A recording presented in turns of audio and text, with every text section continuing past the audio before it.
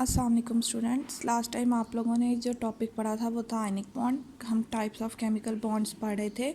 ठीक है कि मतलब एटम्स बॉन्ड क्यों बनाते हैं। हम कहते हैं कि नोबल गैसेस स्टेबल है तो जो है वो उनको किसी से रिएक्ट करने की ज़रूरत नहीं पड़ती। तो जितने बाकी दुनिया में जितने भी एटम्स हैं, कार्बन, हाइड्रोजन, नाइट्रोजन, ऑक्सीजन, वो सारे आपस में रिएक्ट करते हैं। ठीक है, क्यों? ताकि वो नोबल गैसेस की तरह आउटर मोस्ट शेल में 8 इलेक्ट्रॉन्स होंगे तो स्टेबल होंगे। ठीक है, वो स्टेबिलिटी हासिल कर सकें। लास्ट टाइम आपने आयनिक बॉन्ड पढ़ा था। आयनिक बॉन्ड में क्या था कि एक एटम इलेक्ट्रॉन लूज़ करता है। फॉर एग्जांपल अगर सोडियम पॉजिटिव था, ठीक है, पॉजिटिव आयन बन जाता था। दूसरा एटम वही इलेक्ट्रॉन गेन करता है, उस पर नेगेटिव चार्ज आ जाता है। हम कहते हैं ये पॉजिटिव और नेगेटिव एक दूसरे को अट्रैक्ट करते हैं। इनके बीच में जो अट्रैक्शन होती है, जो बॉन्ड बनता है, उसको हम क्या कहते थे? Ionic bond. के आयन्स के बीच में बॉन्ड बना है। एक ये तरीका हो सकता था, ठीक है, बॉन्ड बनाने का या अपने आप को स्टेबल करने का या एक दूसरे से रिएक्ट करने का, कि इलेक्ट्रॉन लूज़ करके और गेन करके काम कर लो। दूसरा तरीका क्या हो सकता है जी? एक दूसरा तरीका है जी हमारा, एक और तरीका कि कोवलेंट बॉन्ड बना लिया जाए। कोवलेंट बॉन्ड किस तरह बनाया जा सकता है? ठीक है, इसकी डेफिनेशन है कि the atom which is form by mutual sharing of electrons,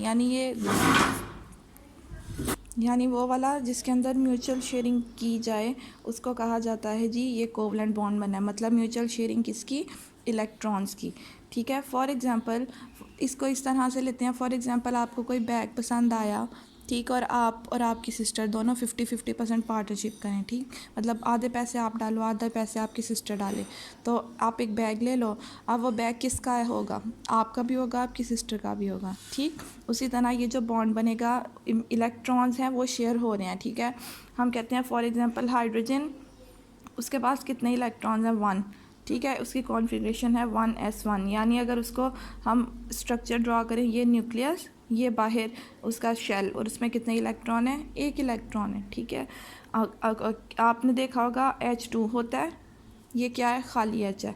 अगर हम हाइड्रोजन और हाइड्रोजन के बीच में बॉन्ड बनाना चाह रहे हैं तो दूसरा हाइड्रोजन लेते हैं। ठीक है, ये 2 हाइड्रोजन हैं। पहले हाइड्रोजन का अगर ऐसे है, दूसरे हाइड्रोजन का भी ऐसे ही होगा। ठीक है, 1 इलेक्ट्रॉन है, वो उसके सब शेल के अंदर होगा। ठीक, इलेक्ट्रॉनिक कॉन्फ़िगरेशन के हिसाब से उसका भी स्ट्रक्चर ड्रा करेंगे, वो ऐसे ही आएगा। हम कहते हैं म्यूचुअल शेयरिंग। ये कहता है मेरे पास भी एक है, मेरे पास भी एक है। अगर हम दोनों मिल जाते हैं तो हम S को स्टेबल होने के लिए, यानी S के अंदर मैक्सिमम कितने इलेक्ट्रॉन आ सकते हैं? 2 इलेक्ट्रॉन आ सकते हैं, तभी वो स्टेबल हो जाएगा। स्टेबल मतलब उसको फर्दर रिएक्शन करने की ज़रूरत नहीं है। तो हाइड्रोजन, हम कहते हैं हाइड्रोजन और हाइड्रोजन आपस में कैसे रिएक्ट करते हैं कि ये जो इलेक्ट्रॉन है बाहर और ये जो दूसरा इलेक्ट्रॉन है बाहर, ये आपस में कहते हैं म्यूचुअल शेयरिंग कर लेते हैं, आपस में अट्रैक्शन कर लेते हैं। जब अट्रैक्शन करते हैं यूँ ओवरलैपिंग होती है। ओवरलैपिंग का मतलब है वो दोनों एक दूसरे से मिल गए हैं, यूँ। ठीक है, यहाँ पर भी एक इलेक्ट्रॉन है, यहाँ पर भी एक इलेक्ट्रॉन है। ठीक है, अब ये एक हाइड्रोजन था, ये दूसरा हाइड्रोजन था, तो जब ये ऐसे मिल गए हैं, एक इलेक्ट्रॉन इधर, एक इलेक्ट्रॉन इधर, अब ये देखा जाए इस हाइड्रोजन के पास भी 2 इलेक्ट्रॉन है, इस हाइड्रोजन के पास भी 2 इलेक्ट्रॉन है, दोनों ने 50-50% शेयरिंग कर ली है। ठीक है, इस तरह काम किया जाता है। फॉर एग्जांपल मैंने आपको लास्ट टाइम क्लोरीन की एग्जांपल दी थी। क्लोरीन होती है 17, 1s2, 2s2, 2p6, 3s2, 3p5। हम बाहर वाले आउटर मोस्ट इलेक्ट्रॉन देखते हैं, सबसे बाहर कितने इलेक्ट्रॉन है? ये 3 है, यानी थर्ड वाले शेल में। ये फर्स्ट शेल, ये सेकंड शेल, ये थर्ड शेल। 5 और 2 7। हमने लास्ट टाइम भी बात की थी स्टेबल होने के लिए कितने इलेक्ट्रॉन्स चाहिए? 8 इलेक्ट्रॉन्स। इसका मतलब इसके पास कितने इलेक्ट्रॉन है? 7। अगर हम क्लोरीन लिखें, इसके इर्द गिर्द 7 इलेक्ट्रॉन्स बनाएं आप, 2 2 4 2 6 और एक ये 7। ठीक है, ये 7 इलेक्ट्रॉन है इसके पास। अगर हम कहते हैं क्लोरीन Cl2 होता है, आपने देखा होगा हाइड्रोजन, क्लोरीन, ठीक है, फ्लोरीन, ब्रोमीन, इस तरह इन सबको देखा होगा। तो ये सारे क्यों इस फॉर्म में आते हैं? आयोडीन, ये सारे क्यों आपस में रिएक्ट करते हैं? आयोडीन आयोडीन के साथ लगा होगा, फ्लोरीन फ्लोरीन के साथ, ब्रोमीन ब्रोमीन के साथ, ठीक, क्लोरीन क्लोरीन के साथ। हम कहते हैं अगर दूसरा क्लोरीन लेंगे, एक और क्लोरीन, अगर ये क्लोरीन क्लोरीन से मिलना चाहता है, उसकी भी कॉन्फ़िगरेशन यही होगी, उसके आउटर मोस्ट में भी कितने होंगे? 7 ही होंगे। उन 7 को हम किस तरह लिख सकते हैं?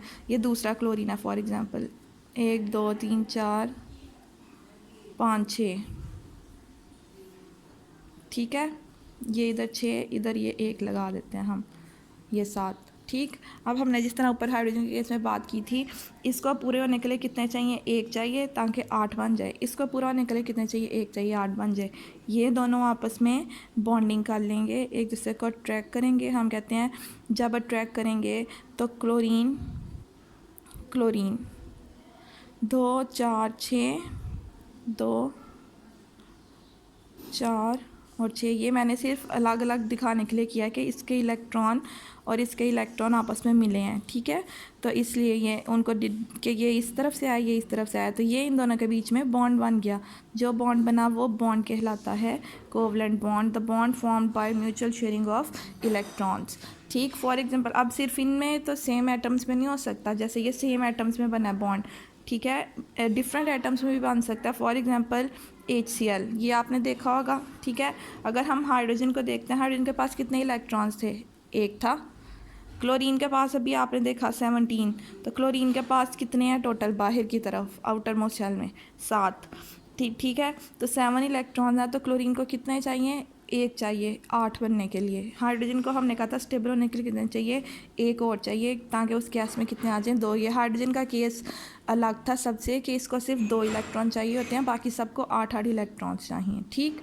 हम कहते हैं अगर इसका क्लोरीन का ये केस है, इसको भी 1 चाहिए, हाइड्रोजन को भी 1 चाहिए, तो ये इस तरह मिल जाते हैं जी। हाइड्रोजन का ये इलेक्ट्रॉन इस तरफ हम क्लोरीन के लिख देते हैं, 2 2 4 2 6 और ये 7, तो क्या होगा जी, दोनों मिल सकते हैं, प्लस का साइन दोनों में रिएक्शन हो रहा है। तो जब वो रिएक्शन होगा तो इसका मतलब ये हाइड्रोजन और ये इलेक्ट्रॉन इसके कंबाइन कर जाएंगे और आपके पास ये स्टेट आ जाएगी HCl, ठीक है। इसको यूँ भी ड्रॉ किया जा सकता है, ये हाइड्रोजन का और ये क्लोरीन का, ये एटम की फॉर्म में आप ड्रॉ करके देख सकते हैं। क्लोरीन के इलेक्ट्रॉन्स लगा दें, 1 2 3 4 5 6, ये 7वां था और ये हाइड्रोजन का 8वां, ठीक है। हाइड्रोजन से जो उसने लिया ये HCl बन गया आपका, ठीक। तो मैं आपने उनके न्यूक्लियस ड्रॉ करने हो तो न्यूक्लियस ड्रॉ कर लें। समझ आइए आप लोगों को, ये हो गई इसकी एग्जांपल। आगे आ जाते जी टाइप्स ऑफ कोवलेंट बॉन्ड्स कि कितनी टाइप्स होती हैं इनकी, कोवलेंट बॉन्ड किस किस तरह के हो सकते हैं, ठीक है। अच्छा, ये जो बॉन्ड बना है ना, इसमें 2 इलेक्ट्रॉन्स हैं, एक हाइड्रोजन की तरफ से आया है, एक जो है क्लोरीन की तरफ से आया है।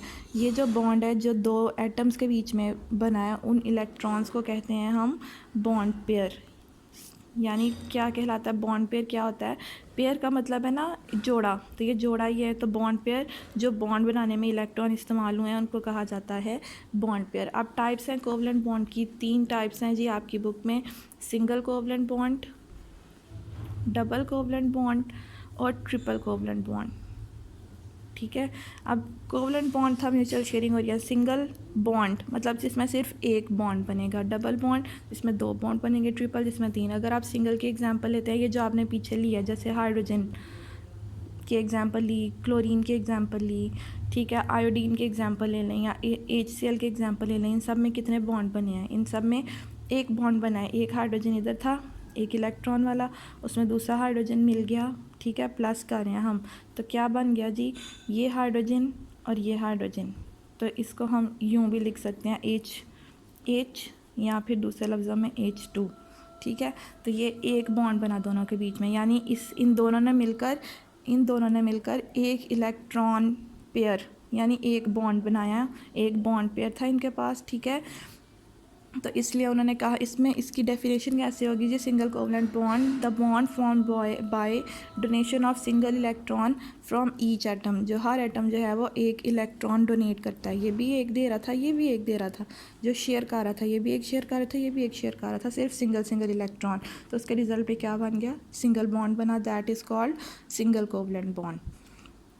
उसी तरह डबल कोवलेंट बॉन्ड, आपने ऑक्सीजन की एग्जांपल देखी होगी। अगर ऑक्सीजन की मैं इलेक्ट्रॉनिक कॉन्फ़िगरेशन ड्रॉ करूं, 1s2 2s2 2p4, ये टोटल 8 आपने डिवाइड किए हैं, ठीक है। अब देखें इसके पास सबसे बाहर कितने हैं, ये तो फिल है, पी के अंदर देखें 4 हैं, ठीक है। आ कितने सकते हैं, 4 और 2 6, तो स्टेबल होने के लिए कितने चाहिए 8, तो ये कितने हैं 4 और 2 6, यानी इसको 2 चाहिए। ऑक्सीजन को हम ड्रॉ करते हैं, ठीक जी, 1 2 3 4 5 6, ठीक है। अगर इस ऑक्सीजन ने दूसरे ऑक्सीजन से रिएक्शन करना तो दूसरे ऑक्सीजन के पास भी 6 इलेक्ट्रॉन होंगे बाहर, 1 2 3 4 5 6। जब ये दोनों मिलेंगे तो क्या हो सकता है जी, ये इलेक्ट्रॉन इस इलेक्ट्रॉन से 6 है, इसमें 2 चाहिए ना, तो ये ऑक्सीजन इससे 2 ले सकता है, ये ऑक्सीजन इससे 2 ले सकता है, ये इलेक्ट्रॉन इससे कंबाइन करेगा, ये इलेक्ट्रॉन इससे कंबाइन करेगा। जब दोनों कंबाइन करेंगे तो हम इनको यूँ लिख सकते हैं आपस में, ये क्रॉस डॉट यानी ये बॉन्ड बन गया, क्रॉस डॉट बॉन्ड बन गया, ठीक है। दूसरे लफ्ज़ में इस तरह भी लिखा जा सकता है, ऑक्सीजन ऑक्सीजन, एक एक इलेक्ट्रॉन ऊपर वाला मिला, फिर नीचे नीचे वाला इलेक्ट्रॉन मिला, और यूँ इसको लिखते हैं O2। समझ आइए आपको। तो ये ऑक्सीजन जो हम O2 का फॉर्मूला लिखते हैं उसको खोल कर देखा जाए अगर, तो उसकी शक्ल इस तरह की निकलेगी। क्यों इस तरह की निकलेगी? क्योंकि उसके अंदर 2 इलेक्ट्रॉन पेयर जो हैं वो एक दूसरे से शेयर हुए हैं और डबल बॉन्ड बना हुआ है। तो डबल बॉन्ड की डेफिनेशन क्या हो गई कि जिसमें इलेक्ट्रॉन पेयर हर एटम डोनेट करता है, उससे जो बॉन्ड बनता है वो डबल कोवलेंट बॉन्ड कहलाता है। और लास्ट वाला रह गया triple covalent bond. For example nitrogen उसकी एग्जांपल आती है। अब हम कहते हैं नाइट्रोजन का अगर कॉन्फ़िगरेशन देखें आप, 1s2 2s2 2p3, ठीक है, ये टोटल 7 होता है खाली नाइट्रोजन का अगर आप देखें जो, ठीक है। 2 2 4 और 3 7। अब बाहर वाले देखने आपने, बार बार बात हो रही है बाहर वाले, ये फर्स्ट शेल है, ये सेकंड शेल है, तो सेकंड वाले के गिने 3 और 2 5। तो स्टेबल होने के लिए कितने चाहिए होते हैं? 8 चाहिए होते हैं। इनके पास कितने हैं? 5। तो इसका मतलब कितने कम है? 3। दूसरा नाइट्रोजन लेंगे, इस नाइट्रोजन को अगर हम ड्रॉ करते हैं जी, ये नाइट्रोजन, ठीक है। अब इसके पास 5 इलेक्ट्रॉन्स हैं, 1 2 3 4 5। जो दूसरा नाइट्रोजन होगा जिसके साथ इसने रिएक्ट करना है वो भी तो सेम ही होगा, 1 2 3 4 5, ठीक। तो अगर ये दोनों रिएक्ट करते हैं तो किस तरह रिएक्ट कर सकते हैं? नाइट्रोजन है, उसको 3 चाहिए थे, दूसरे वाले को भी 3 चाहिए, तो क्या हो सकता है जी, ये इसके साथ बॉन्ड बना ले, ये इसके साथ बॉन्ड बना ले, ये इसके साथ बॉन्ड बना ले। जब ये ऐसे बॉन्ड बनाएंगे तो आपके पास क्या सिचुएशन आ सकती है? Cross dot cross dot cross dot, ठीक है।